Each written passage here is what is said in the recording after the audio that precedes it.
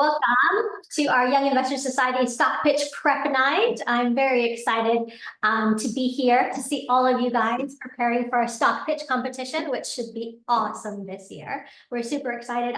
As of today, have about 515 students who are registered to compete in all of the various events that we have for the stock pitch competition this year. So that's including all of the states and all of our international events as well. So super exciting to be here with you guys today. We're going to focus on a couple of things tonight.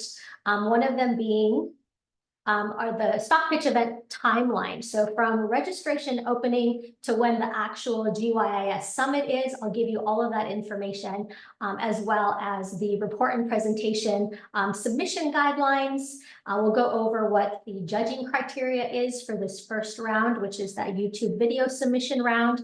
And then I have a couple of YIS board members on who will give you some advice, tips, suggestions, how to make your presentation better. And then I also have a couple of winners from our previous 2023 Global Stock Pitch Competition who'll also give you some advice of like how to prepare for the competition, what they did, and what their experience was. And then we'll end with some Q&A for you guys. If you guys have any questions after, we're going to use your little hand emoji to raise your hand if you have any questions, and then we'll go ahead and get those answered. And hopefully our board members and judges will be on as well to answer some of those questions for you. All right, let's go ahead and get started. So first and foremost, this is the timeline of our stock pitch competition. So registration opened February 16th. It will close at midnight on April 3rd. And so when I say midnight, I mean Pacific Standard Time. So that could be different depending on where you live. So just know that April 3rd at midnight, we're no longer accepting any more registrations on the website for a stock pitch. So that'll be officially closed. And then April 3rd is also the deadline to submit your stock pitch report, your PowerPoint presentation, as well as your YouTube video link. So anytime before that is fine, but the deadline is April 3rd. And we're pretty strict on the deadline, so please try and stay. Of course, there's always going to be some kind of emergency, and that's fine, but get it in as soon as you can. April 3rd being the deadline. If you need an extension, you can email me. I'll see what I can do, but all of the judges are going to be reviewing all of the submissions April 8th through the 17th. So we're giving them about a week and a half to go over all of the submissions. So the way we have it done this year is we have it broken up into states. And so the states that have, under 12 submissions will go to one team of judges, and then states that have over 12 submissions, we'll break those up and they'll go to various other judges. So all of the submissions are going to be reviewed together. And what that means is we're not going to have state winners this year. This year, we're selecting the top 100 teams from all of the submissions. And those top 100 teams from all of those events will be invited to participate in our Global Youth Investment Summit in New York City. And that's May 29th through the 31st. So mark your calendar. And then we'll give you some time to make arrangements for travel, lodging to New York City from April 20th to about May 20th. You guys have about a month to make those arrangements after we announce the top 100 teams. So we're trying to give you a little bit more time this year than we were able to last year to be able to make those travel arrangements to New York City with your teammate and, of course, a chaperone, and also those lodging arrangements in New York City. All right. We do have various events going on in New York this year, and we're super excited. May 29th, we have a Connecting Futures. This is a Bloomberg networking session. It's hosted and sponsored by Bloomberg, and it's at their headquarters. And what it is the Bloomberg has decided to kind of put on a little event for us where they're doing tours of course, the Bloomberg headquarters. They're doing a terminal presentation of their Bloomberg terminals. They're going to have some panel speakers as well as a networking session. So we're inviting a bunch of different professionals in the industry to come in and be able to do kind of a speed networking session with you guys where you'll have a few minutes to meet each and every one of them in a rotation style. This event is by invitation only, and what that means is the venue is limited to the number of students that they can host. So what we'll be doing is we'll be identifying the students who are going to be coming in and being able to see if they can come in early for this event, because this event is prior to the summit. And so we'll identify those students and you'll be given an invitation to this Bloomberg networking session. May 30th is when our Global Youth Investment Summit officially starts. And the Global Youth Investment Summit starts on May 30th and goes through May 31st. And that's a Thursday, Friday. It's 9 a.m. to 4 p.m. on both days. May 30th is our gala fundraiser. This is an event that we have in conjunction with everything else that's going on. This gala fundraiser is also by invitation only for students. So once we're at the Global Youth Investment Summit, we select a handful of students to invite to our gala event. And we usually sit you with all of the different sponsored tables. So it's either one person or two people per table, along with the sponsors. And it's just a chance to mix and mingle with the investment professionals that are going to be there as well. May 31st, we continue our Youth Investment Summit, and that's actually our global finals on this day. So the Stock Pitch Finals will be on this May 31st, and it's at the end of the day, and we'll finish probably around 4 o'clock. All right, so that's it for our timeline. And here's just a little bit of some information about the Global Youth Investment Summit. Again, the date is May 30th and 31st at Cornell Tech University, and that's on Roosevelt Island in New York. And during the summit, we're going to have, of course, the Global Stock Pitch competition. This is a semifinals round, and you also get another round. So there's 2 rounds of pitching during the event, and then there's also the finals. We also have a case study competition. For those of you who aren't familiar with our case study, James Fletcher usually picks a Harvard Business School case study to replicate for our students. And that case study most likely will be around the subject of AI, which is the theme of our Global Youth Investment Summit this year. And the students have a chance to break up into teams and work with their team member for about 30 minutes on this case study. So it's nothing that you have to prepare for ahead of time. This is something that you're given at the event. You have some time to work on it, and then you will present whatever solution to the problem in the case study. You'll present it in front of a panel of judges, and then that'll go a couple of rounds before a final case study. So it's actually super fun. We had a really great response to it last year, so we decided to replicate it again this year. We have a personal finance Jeopardy competition, was also just as a fun event surrounded personal finance. And so those questions are usually finance related. Again, nothing to study ahead of time. This is just kind of off the cuff. And you're also in teams when this happens as well. We also have investment workshops that are hosted and sponsored by some of the investment institutions that we're going to have coming in. This year, we plan to have BlackRock, Fidelity, Goldman Sachs, Bloomberg, and Bank of America. We also have a speakers panel. So a couple of speakers will be doing a kind of a round robin speakers panel. Of course, we also have raffle prizes throughout the day. And then we'll also have an alumni panel, which means we're inviting alumni to come in and just talk to you guys about what they're doing now and how Young Investor Society has impacted their education and their career thus far. So of course we have prizes. Case study competition is a $500 cash prize. We also have paid internships for the winners. Our global stock pitch competition, first place is $5,000 cash. Second place is $3,000 cash, and third place is $1,000 cash, and also paid internships for those winners as well. All right, so let me go through a couple of these guidelines, just so that you know, all of these guidelines are available on our website. They're under programs, stock pitch competition, stock pitch report. And so I just want you to take a minute to make sure that you read these guidelines so that you have everything that you need when you're presenting or when you submit your stock pitch report and your presentation. So must be no longer than about 10 pages. So you can also include an appendix of infinite length, but make sure these are the really important things. First name, last name, and your partner. If you have a team member, first name, last name, also school and email address. This is how we know who you're partnered with, because we don't have partner registrations when you registered. So if you submit just your own stock pitch, but you have a partner, we need to know that on your cover presentation.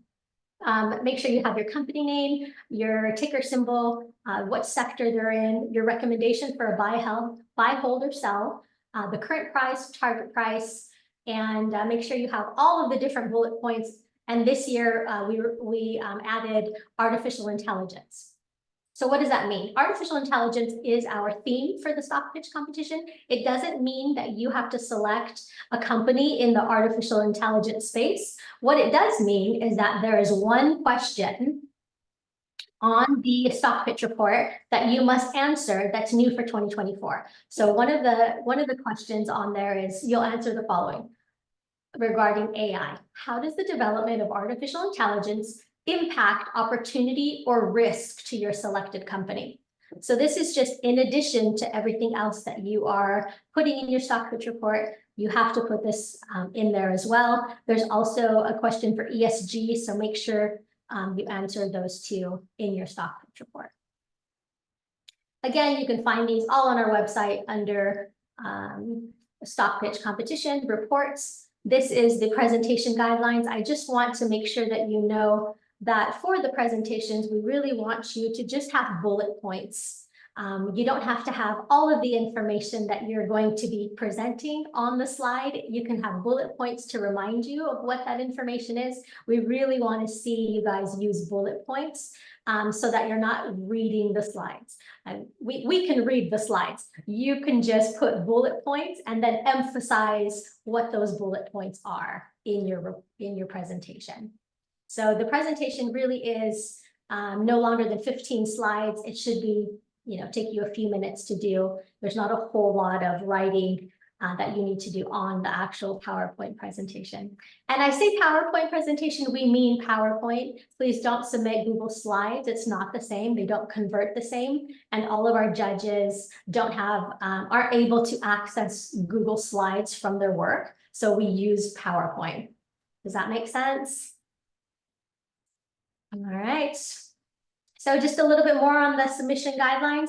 Make sure that you are submitting your stock pitch report, PowerPoint presentation, and YouTube video link in one email.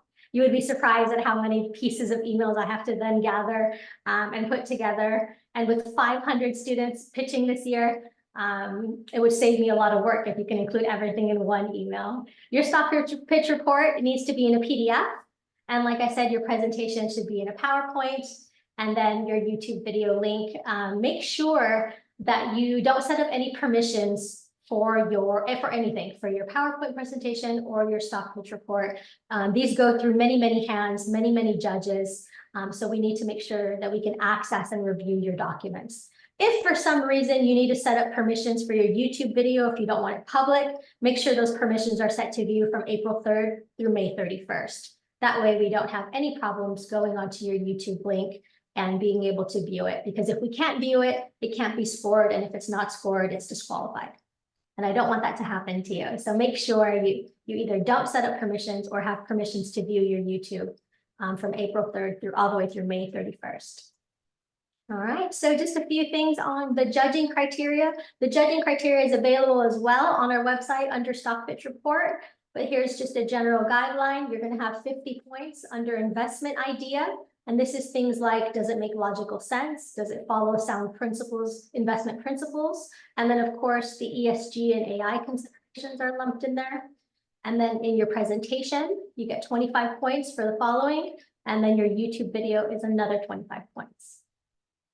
All right, and I'm going to give it over to our stock pitch winners from our previous competition, Faraz and Alex.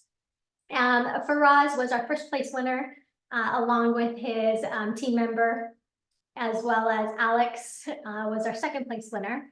And so I'm going to actually have Faraz go first. So Faraz, if you can just give our students just a general feeling of how you felt competing, what were some challenges, what did you enjoy, and just give them a little bit about your experience.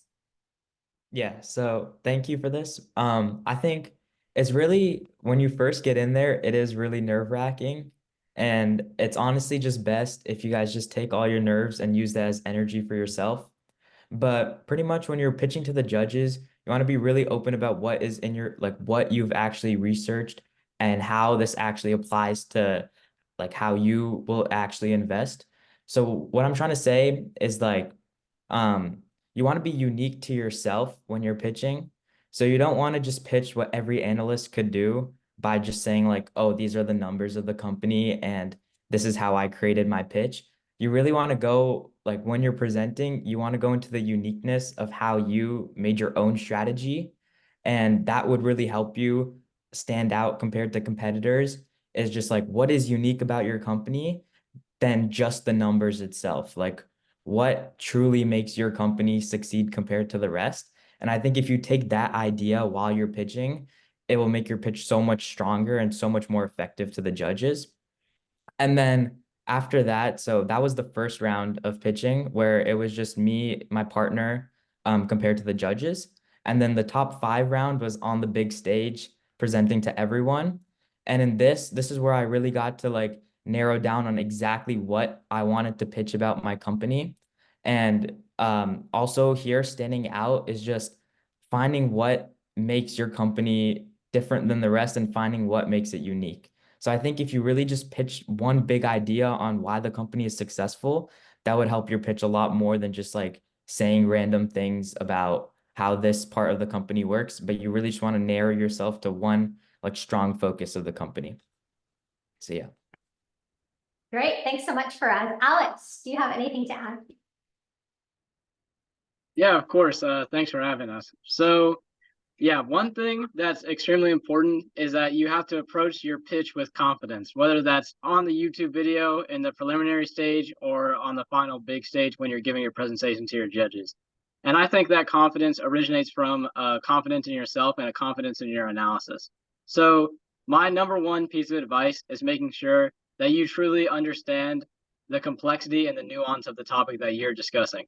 So, for example, whether that's knowing the complex financial valuation or knowing exactly where your company stands in terms of the overall macroeconomic environment, if you're sure of those factors and you're confident in your own knowledge, then you're able to exude that confidence as a part of your presentation. Great, guys. Thank you so much. Did you have anything else? No, I second everything Faraz and Alex said. It's all in confidence and unity of message to really know exactly why your company exceeds and to be able to say that clearly and with evidence to back it up. Nice. Thank you so much. All right, I'm going to give it over to our stock pitch judges that we have on today. Today we have Lee Mackey. Lee is a YIS board member and he's also an attorney at Nevers, Palazzo, Packard, Wildermuth, and Weiner. And then we have Patricia Ball, equity research analyst at Fisher Investments. And I think we might have Dylan Yolis, who's a previous partner at portfolio manager at Capital Group. So I'm going to give it over to Lee, and Lee is going to give you some tips for your pitch and presentation. Go ahead, Lee.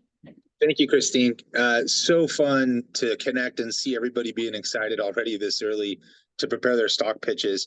I hold the great honor and privilege of having judged more stock pitches than probably anyone on earth in this competition because I was there at year one. And so I keep coming back. It's a joy to help and participate.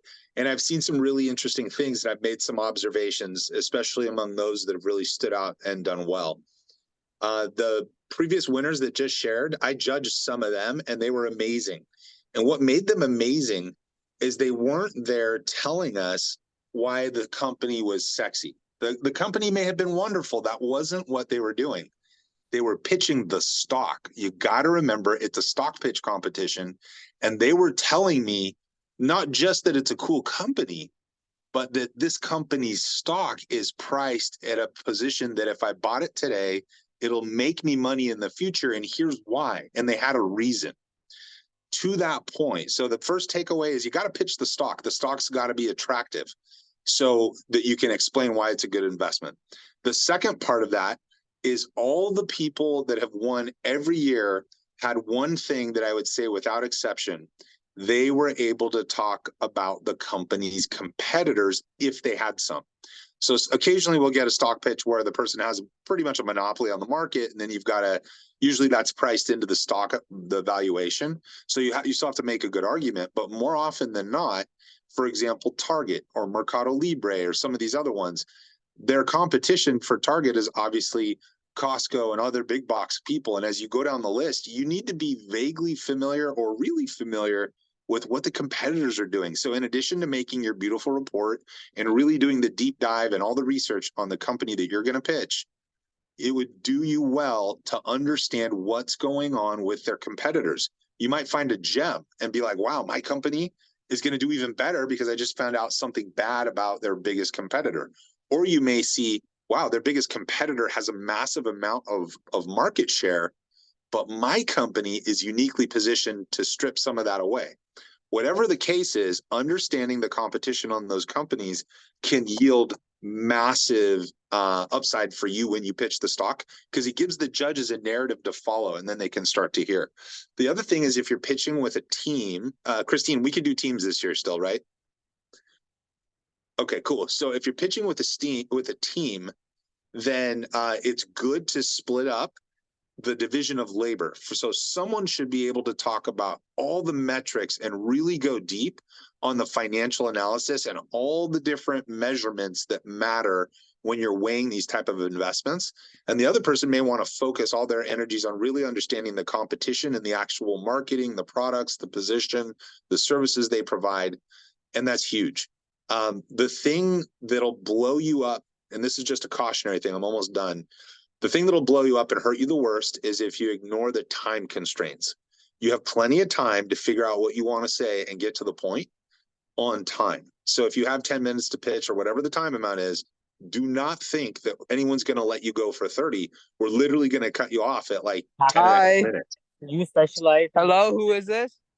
I don't know who that is. Somebody needs to I mute don't know themselves who though. that is either. Anyways, I just thought I'd add that little bit is if you respect the time of your competitors and get that done right, it'll pay massive dividends. We've never had a winner that's just wandered off for 10 extra minutes. They're usually done on time. And it's the judges that we have to get to stop asking questions because they're so excited about what they heard.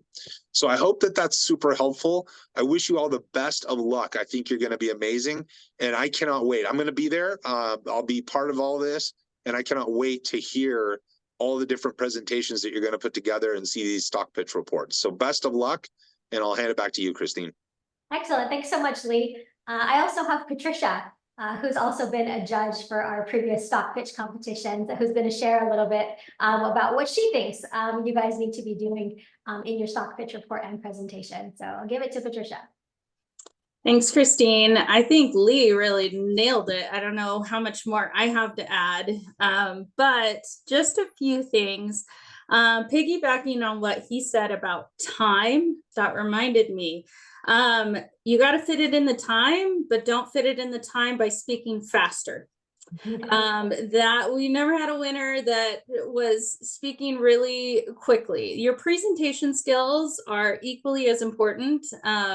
Or I guess it's about a third of the scoring, right? For the stock pitch. And so that is one of those things that you need to make sure that you're speaking at a good pace. Don't read your slides. Make sure that you've gone through this enough and you know that company so that you are talking about them naturally. Like you would be telling me about this company. Hey, I'm really excited about this stock for this and this and this reason. Right? That's the point that you want to get to. Your presentations should back up what you're saying, but not be the content of what you're saying.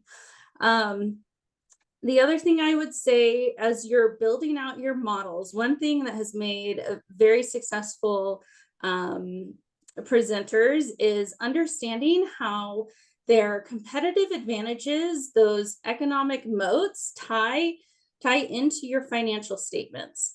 So I know it's hard. You guys are modeling for your very first time. I've been there, that you're trying to figure out what these financial statements are.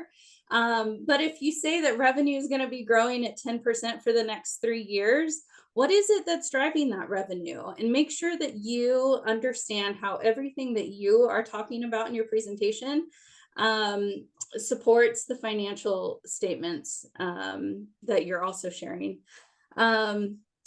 And then lastly, I would say be excited about it. I know it's nerve-wracking to present. And to what Lee said, we don't want to, just hear a great idea. We want to hear about a good stock and why it's such a good stock. But if you're up there and seem bored, why should we be excited about the investment opportunity? As an analyst, as a real analyst, like there's nothing more exciting than finding a stock that you think is going to take off because of these competitive advantages. And I just want to tell people about it. And that is what you should try to get across to the judges as you're presenting that. Why is this such an exciting opportunity? And so be excited when you're presenting it as well. Those are just a few things. Like I said, Lee really nailed it. And I think your colleagues here, my dog has some thoughts about it. I apologize, guys. Your colleagues that have participated, listen to their advice too, because they've heard it from us as well, and they're in your shoes, so they're going to have some good advice for you.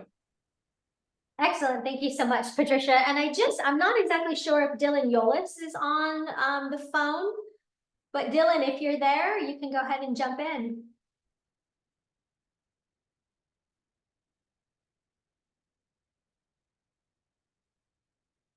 Nope, doesn't look like it. Okay, so now I'm going to open it up to Q&A. Q&A for Lee, Q&A for Patricia, Q&A for myself. Any questions that you guys have regarding any of the events, whether it's the first line of the YouTube video submissions. Patricia had said something really good, and that's obey kind of the time limits. The YouTube video is 10 minutes. And when we say that, that's just normal speed. So when you submit it, it should be submitted at normal speed. I can't tell you how many students have submitted it at a faster speed so that they can get all of the information condensed down to those 10 minutes, and it's super fast. They're talking like chipmunks. Don't do that.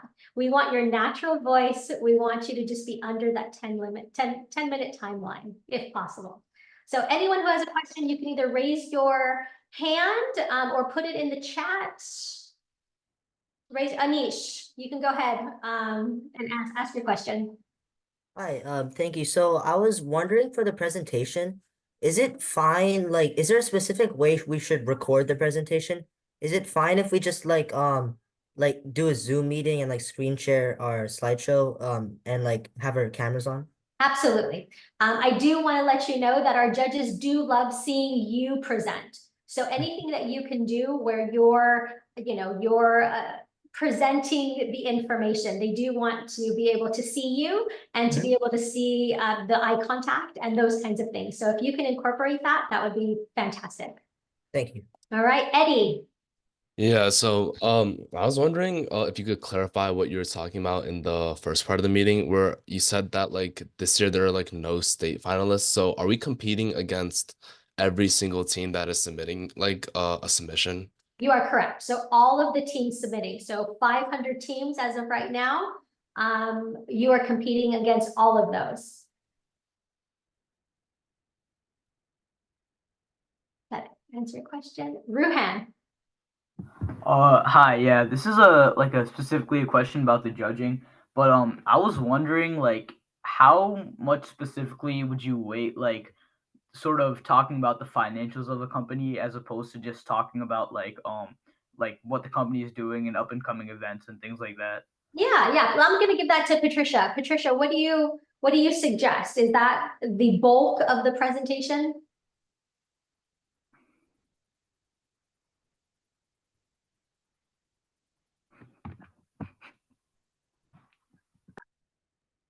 I might have lost Patricia. What about Lee? Yeah. Hold on.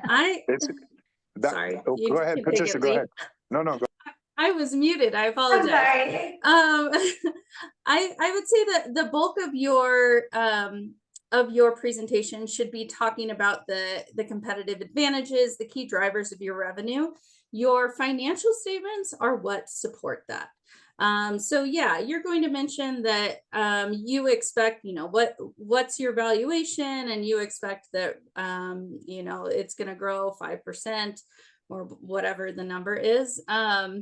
but that is going to be minimal. It's more talking about what is driving those numbers in your model, but be able to speak to whatever is in the financial statements should the judges ask about it.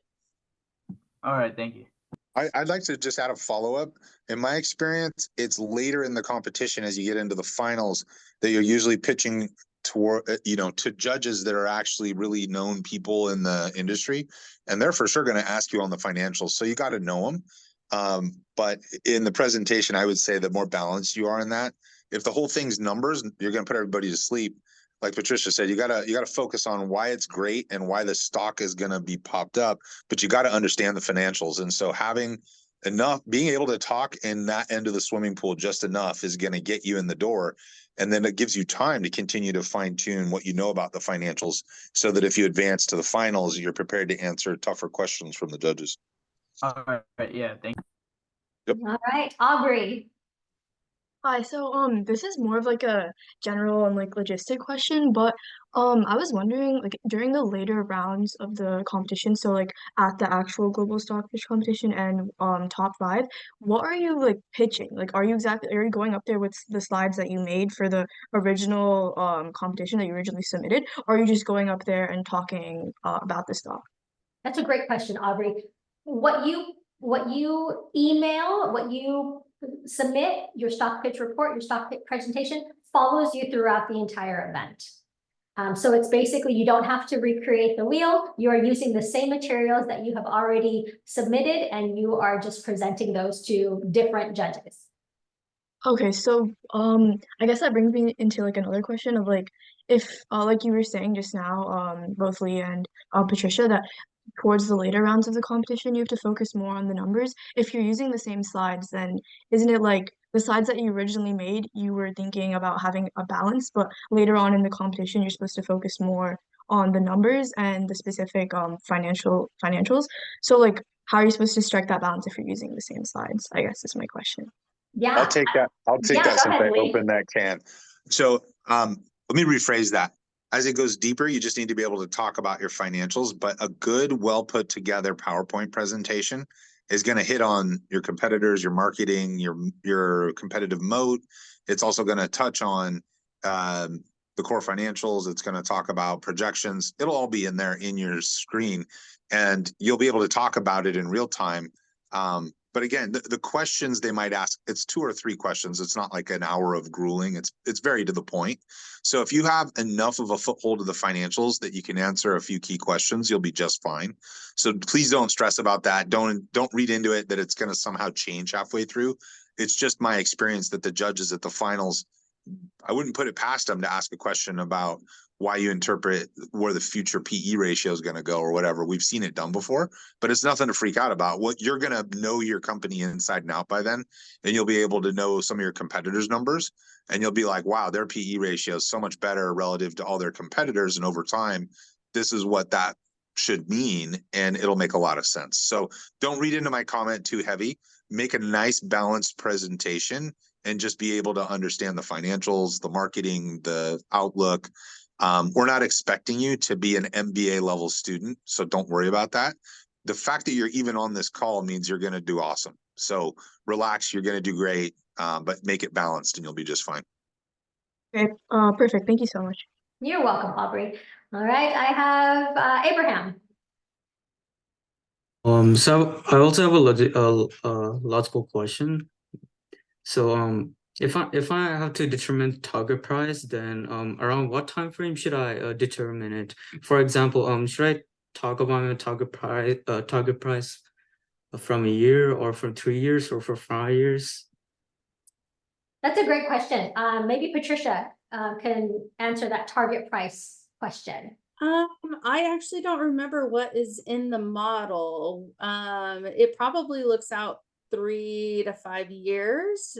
Is it 3? Lee knows. Yeah, it's like 3 to 5 years on outlook as far as what it's going to be, and usually it's 3 is what is coming to mind.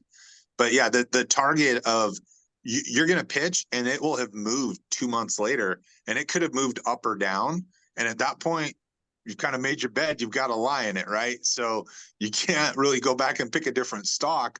So you work on the narrative and you read the news and you see what they're saying about why it moved. And in some cases you pitch it, and by the time you present, it's gone up 10%, and then you get to ride that. And other times it's down, you got to explain it. Patricia, continue. I'm sorry. I just wanted to add that. No, that's great. I was just going to add, the reason we want to look out 3 years, 3 to 5 years is because we don't want you guys to be looking for stock that's going to go up 30% next month. The purpose is for you guys to learn how to find good companies that are going to grow over the long term. And looking for good companies with good business models and these economic moats that are strong is a good life skill for you to learn. And that is also going to stand out to judges, right? That is something that the judges are looking for. You're not looking for taking on a lot of risk to get some massive return or lose a lot of money in the short term. You're trying to find really good businesses. And so that's why we look out and do a target price for the 3 to 5 years. Okay, thank you. Perfect. Sushen. Hi, thanks. I actually had 2 questions. My first question was what you said earlier at the beginning about the Bloomberg networking session. How do we get invited? Like, No, that's a good question. So as of right now, we have about, I want to say 45 spots for students who are the top 100 teams. Of those teams, we have a selection process. We'll have priority for students who have earned the CYIA designation, priority for students who are on our student advisory board, and then we'll have just a couple of random students who we know are coming in or could come in early to be able to invite to that event. So it is kind of a mix of random and selection. We will have, there are many events. So the Bloomberg is just one of those events that's going to be during that time. So don't be heartbroken if you're not invited. We do have limited space at the Bloomberg headquarters. all right, Yes. Just to follow up on Sushan's question, will a similar priority access be available as well as you said CYA certification along with student advisory board? Will that same priority access apply to the other events, workshops, other networking events, etc.? No, it's just the Bloomberg session and our Young Investor Society Gala. Those are the only 2 that are invitation only. All right, thanks, Ms. Tobin. You're welcome. Anish, did you have another question? I actually had my sorry. second question. Yes. For the DCF model or whatever model you use, do you have to, like, should you include your calculations, like a screenshot of the calculations you made in the slideshow or presentation or report? It's always good to have some kind of visual, right? Even if it's just a quick snapshot in your presentation, visuals are always great. And that's kind of what your presentation slide deck should be. It should be in there, right? So just a quick snippet of how you got to that valuation would be great. All right, thank you. And it doesn't need to be more valuable than a screenshot of your model is to put, this is, the key drivers, revenue, earnings growth, like that's just some of the key financials from your model, to put those in there and to talk to them, but not to, just screenshot your whole model. Yeah, all right, thank you. Anish, did you have another question or is your hand still up? Oh yeah, I had another kind of general question. So in the website, it says that you're writing this report from a view of an independent research analyst. So should you, when you're writing a report, should you kind of have like a more like neutral tone, like be more professional? Or is it fine to like show that like this company is like really good and like use like adjectives that describe it as so? That's a really great question. Lee, did you have a preference on that? Yeah, I think Patricia kind of touched on this earlier. You might be an independent analyst pitching this, but at the end of the day, you're trying to convince the judges that this is a good investment, right? So you want to put a little sizzle on the steak. You don't want to make outlandish and unprofessional and like, you don't want to put a bunch of like 7 exclamation points. That's not going to make your point. What's going to make your point is sound logic, good reasoning, clear articulation of why. And yeah, I mean, I'm a big advocate of selling yourself and presenting yourself, and that includes your ideas. So I'd say err on the side of don't get like slimy salesmen, but like definitely sell it. Definitely say, hey, look, this is a good investment. This is where I'm going to put my money. It's where you should put yours. Yeah, I would err on the side of convincing, but it's got to have substance to back it up. It can't just be hype. Thank you. Yeah. Great. Joe. Hello. So my partner and I started our analysis on our stock, expecting that it would be a buy, but as we researched it more, we realized that it wasn't a buy, it was a sell.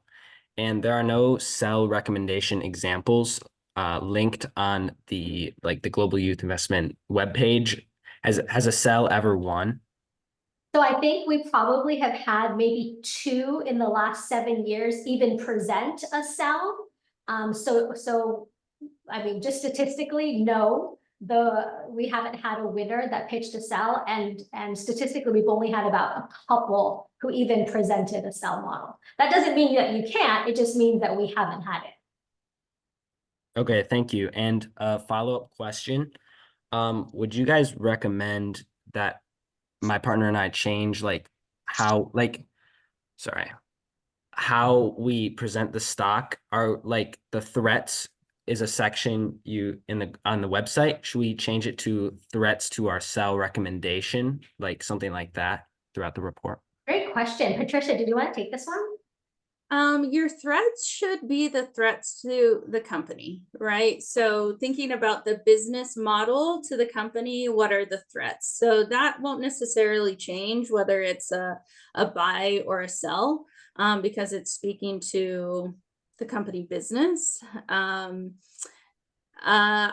just want to go back to presenting a sell though, and you know, there's an advantage and a disadvantage. The advantage is like you don't have a lot of people to do it, and it takes a lot of guts to present a sell. But just like your buy, if it's a buy or a sell, you need to be able to substantiate that. Obviously, there are long short funds out in the world, and they short stocks that they think are sell, right? That exists, and so you can make a very good case. But it is a little bit harder from the standpoint that you're taking a more negative tone, like thinking about it to what Lee was saying when you're talking about selling an idea, you need to know it really well. It does get a little bit harder because it is taking a more negative tone, right? You don't think that stock is good for whatever reason. So you have to counter that and have a really good argument, but you can still come up with develop really good arguments with sells just as you can buys. I mean, as an analyst, you have to convince your portfolio manager when it is time to sell a company. So both are important skills. All right, thank you. You're welcome, Joe. Parth.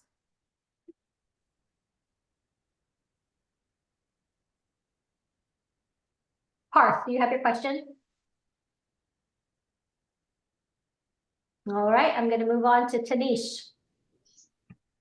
I had a question about the presentation. So when talking about like financial terms and other like financial definitions, is it given that the judges know that, or do we need to explain that while we're talking about that model or that term per se?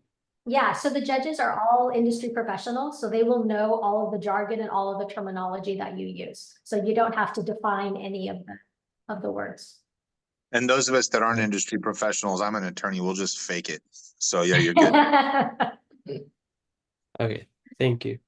Shreyas. I just wanted to clarify a question that was asked before. It was about the target price.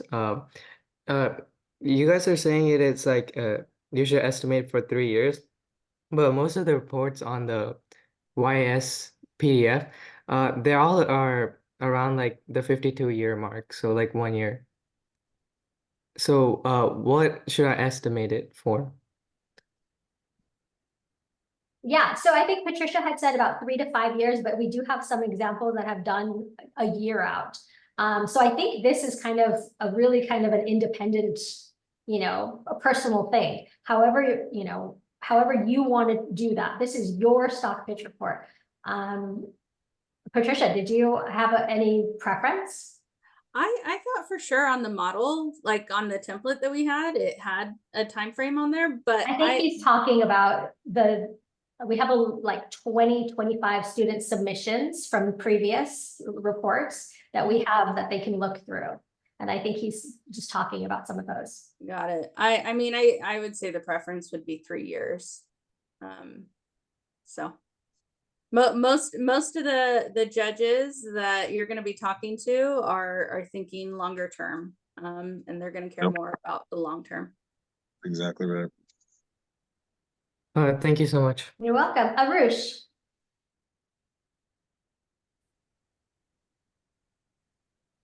Hello. I wanted to ask a question about the revenue drivers. So when the judges compare company X and company Y, and say they're from different industries, how should the revenue drivers be uniquely presented? Should we make the revenue drivers more convincing and have more evidence? And that would make company X's revenue drivers more appealing. Or how would the judges exactly compare revenue drivers when there's 2 different companies from 2 different industries? Great question. Patricia, did you want to take this? Yeah, sure. I mean, the revenue drivers are telling you how you're growing revenue. So if you're a retail company, it's volumes. Well, for most things, it's volumes, but you could be talking to, I mean, you can be talking about a consumer company, and you're going to be talking about customers and what they're doing. You can be talking about a tech company and how many users out there in the world are adopting this technology or using this chip. It's very similar. It's your customers are slightly different, but it's very similar. And what we care about is it sustainable? If they've had a lot of growth in the last few years, is that sustainable? Are those customers coming back? If they are already, if their market share is 80%, are they coming up with new products, which would be a new revenue driver? Or is there more market share? Are there new customers they're going to be able to find? And so, yeah, they're going to be slightly different, but what we really care about is seeing that those revenue drivers are sustainable. And so that's what we're looking at for a sustainable business model. Okay, thank you so much. All right, Sushan, did you have another question? Yes, I did. Thank you. So I started like researching my company, and I looked at all like the financials and stuff and decided it was a buy around in January. But since then, my company has grown a lot and it's still a buy, but I don't know which revenue targets I should use, like the growths that I've decided, because it's been growing a lot recently, so I don't know if I should update it to like have different projections or if I should just keep what I originally had thought of. Yeah, great question. Lee or Patricia, either of you can jump in. I think it's your call ultimately if you need to update it. If it's grown a lot, I'm saying from January to March, if this is going back to the idea of a long-term business, hopefully it's going to sustain itself, right? You're looking for that company that has those competitive advantages where that growth is going to be sustainable. So in terms of your numbers and the numbers that you use going into your model, whether they're from January, whether they're from March, like that's up to you. That's not going to make a huge difference in pitching this, but yeah, I don't know if Lee has anything additional to add. Yeah, I mean, I would just say this is your opportunity to be creative financially. It's fiction because you're making a look forward. So I would be creative, come up with an argument of why you think it's going to be whatever it is in the future. And just, you want to make it as convincing as possible. That's all I'd add to that. I like what Patricia said better. All right, Parth, All right. are Thank you you. there? I think his mic isn't working. There you are. Sorry, my mic wasn't working earlier. So I have two questions. So, first is regarding the logistics of the actual 10-page plan. So if we were to make like a table of contents or something like introducing us, would that be included in the 10 pages? Or No, is no, that... no. So introductions and cover letter and cover page, that stuff isn't included in your 10 pages. Neither is the appendix. Okay, and then also, for the actual analysis part of the company, would you like us to stick to mostly like a value investing, like a fundamental analysis, or can we also incorporate some technical analysis and some charts? Yeah, I mean, Patricia, what would you recommend? I mean, I think we've seen it all. Yeah, I think we've seen it all. I mean, you can decide how you want to defend your thesis. I would just say on the technical side, depends on what kind of technical charts you're talking about. If you're talking about like 52-week moving averages and that sort of stuff, that's not really what the judges are looking for. Technical charts should be things that are backing up the substance of the company, right? Backing up your thesis of those competitive advantages and why revenue is going to grow the way it is. Or, you know, we've seen charts that show like historical data versus like competitors and such. But if you're talking I mean, feel free to put whatever you think supports it, but I would say that the judges are really looking for things that support your thesis and the strengths of the company. Okay, thank you so much. All right, Vikram. I have two questions. So my first one is there a way we can find examples of past written reports and videos? Yes. So that's actually on our website. If you go to Programs, Global Stock Pitch Reports, at the bottom of that page, there's a link to a lot, maybe 2025 stock pitch reports and presentations from previous years. Okay, thank you. You're And my welcome. second question is, will we have access to today's recordings Oh, also? yeah. So actually, we're recording this today. We'll be uploading it to YouTube. It should be up by tomorrow. Okay, thank you. You're welcome. Joe. Hi. So you guys mentioned earlier a section of like revenue drivers that would be included in the report. And I've looked through the report guidelines and also the previous like reports that are provided, and they all have revenue drivers, but in the guidelines, there are no revenue drivers. Do we need to have a section about revenue drivers this year? That's a good question. Patricia, I think revenue drivers is under one of the other categories, isn't it? I'm confused on the question. You're saying it's not in the where are you not seeing revenue drivers? On the website, it's On not the there. guidelines, yeah. Yeah, it's not on the website, but all the reports in the examples have it. Oh, I mean, it's key. I mean, that's really what's driving your company to go up or down, right? Your revenue, whether it's going up or down. So you absolutely should be talking to your revenue drivers in your presentation. Like that's an absolute, you should be doing that. All right, thank you. All right, Nikhil. Hey, so I was just looking at some of the past presentations and reports. So some have the actual DCF model in the pitch and then in the report, but then some only have it in the presentation. Should we have it in both or just put it in the presentation because it does take up a lot of space? Yeah, Patricia or Lee, do you guys have a preference? Yeah. Lee, actually, you take this. yeah, on this one's an interesting one. So you got to remember, I'm not an industry professional, but I do invest. I know enough to be dangerous. I can fool most of the room when I ask my questions sometimes. But what I would say about all that is, for sure in the written report, I would try and include that when it comes to the slide deck, I think you're including light elements and summaries of it. Would you agree, Patricia? I'd say absolutely include it in your written and in the presentation.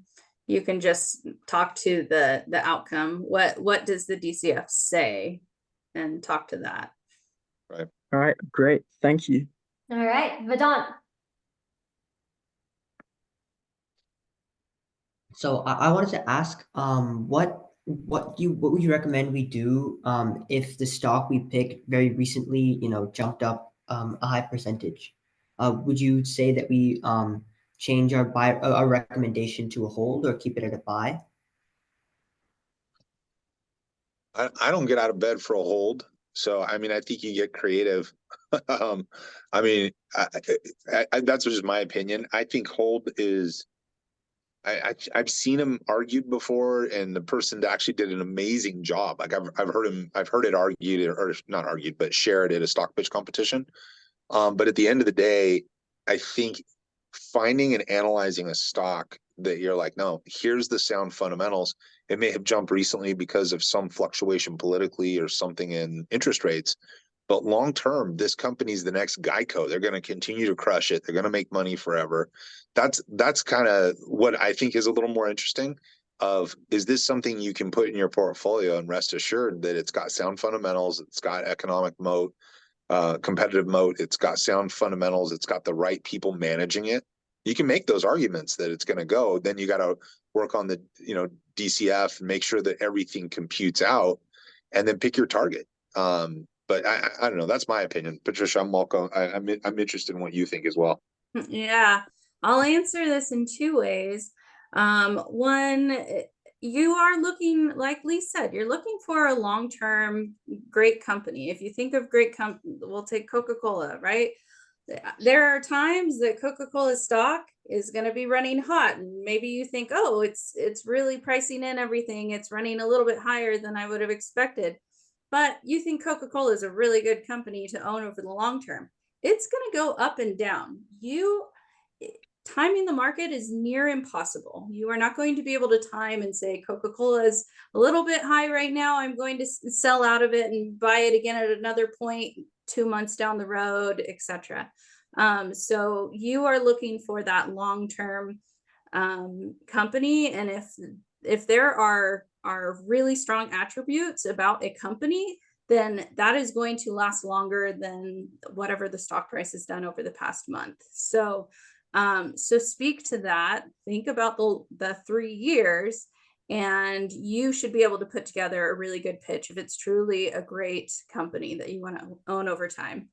And then just on the hold versus buy, I know we allow holds, buys, sells. My very first portfolio manager would not allow a hold. It's either buy, you want to own it, or you don't want to own it. Yep. A hold is nonsense, basically, is what he would say.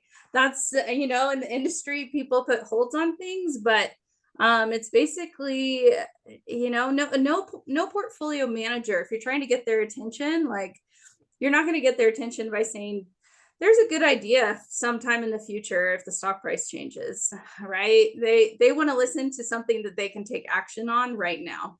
So that's my opinion. A hold's like kissing your sister. Big deal. You got to kiss. Don't do a hold. All right. What else you got here? All right, you guys, we're at time, but I think we still have a couple of hands up. So Arush, did you have another question, or did you leave your hand up? No, I'm good. Okay, perfect. Abraham. So when I'm writing the report, I'm following the same report as the Walt Disney example. So would it be okay if I just write my report in the same font as the example, or should I change my font? Yeah, that stuff, absolutely. Whatever you want to do is perfectly fine. We're not nitpicking on font, as long as it's legible. Okay, thank you. Sushan. Yeah, so what I was getting from this is, like, in this competition, we're trying to think of it more from a private equity sort of standpoint, or like a common investor, rather than like a VC firm. So not like high growth in the short term companies, more long term, like weighted out kind of companies? Correct. So Young Investor Society as a whole teaches a long-term approach to investing. So anything that can show that you are on board with this long-term fundamental analysis would be great. So. All right. And I just had a comment. It's just this like whole like Zoom meeting thing was like really helpful, and I just think you guys should do it like a little earlier before the deadline so that people have time to like implement these tips, because like if we're like learning something new in this, we only have like 5 days to do it and put it in. So I was just thinking it would be really cool if you guys could do this like a little bit earlier before the deadline. Thank you for your feedback. I will definitely will try to do that in the future. Thanks, Sushen. Yep. All right. All right, Varun. Hi, so I wanted to ask if we could do multiple cuts in the video, because I know you said that it had to be under 10 minutes, but I just wanted to ask like if we could combine the cuts into one single video, or like Yes. it had to So be. your editing skills aren't on display, right? Your editing skills aren't going to be judged. So if you need to do, a couple takes, whatever that looks like, that's fine. We're really judging you on content, not on the look and editing of your presentation. Can I speak to that though, Christine? Yes. I've always judged higher the person that starts and gives their whole pitch start to finish without stopping and editing and stopping and editing and stopping and editing. Does that make sense, Christine? Because what I don't think we want to see is a choppy edit job where you went and spoke for 25 minutes and then you took the best parts and then you went, because we don't know who's doing the editing.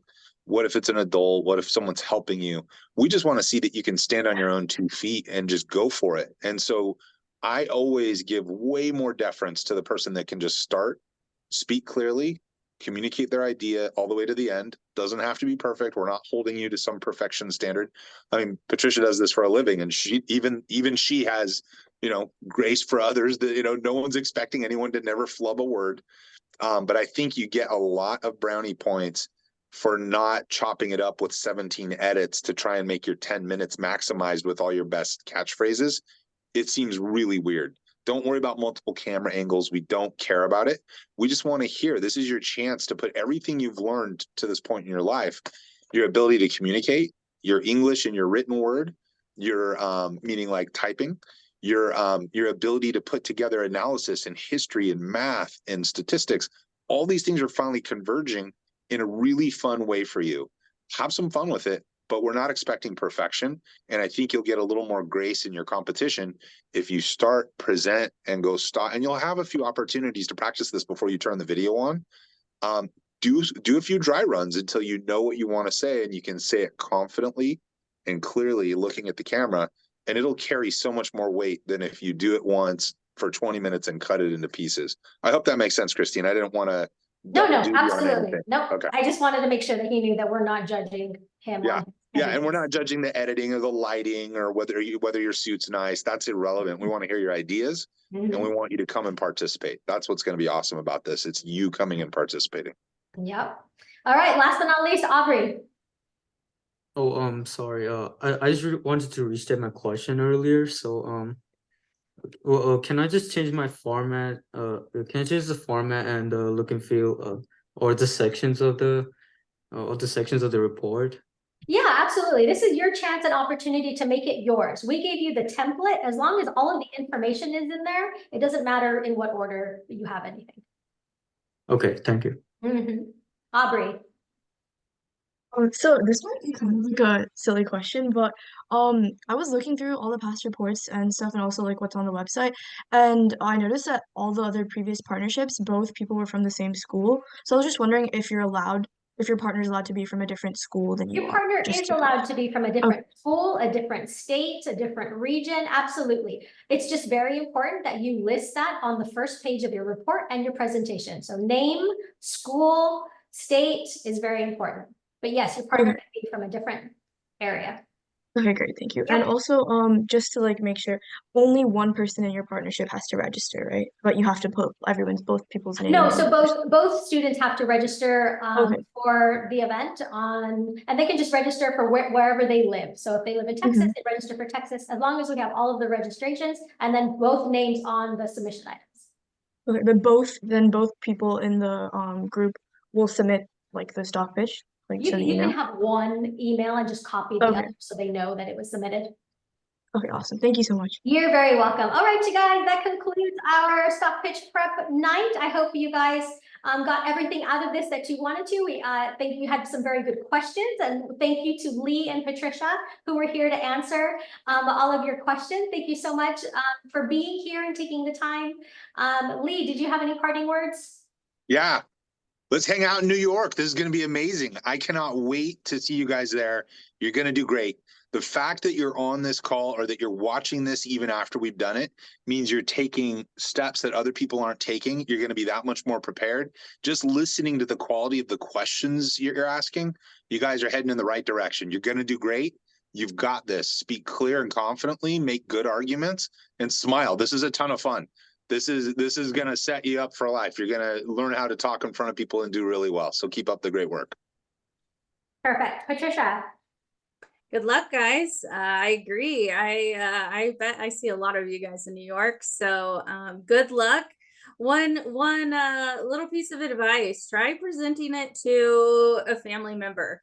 And don't let them be nice. If they're interested in your idea, then you're presenting well. If they're not interested, if they're bored, then look at your presentation. What do you need to do?